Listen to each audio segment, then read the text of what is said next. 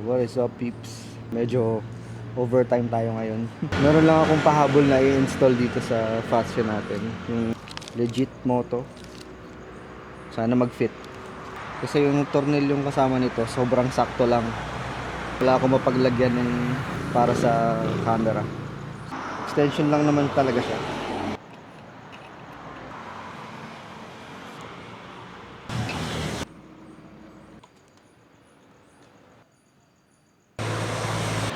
Ayun na mag-lock, so nilagyan ko na lang muna ng stock na tornilyo ng side mirror ng Yamaha. Yun.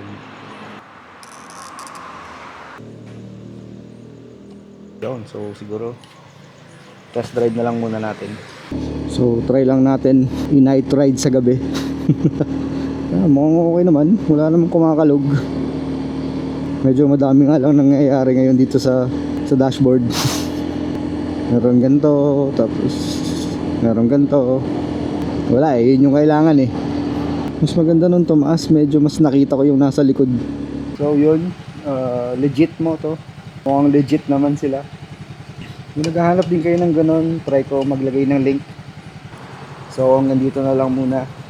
It's me, Emilami. Peace. I'm out.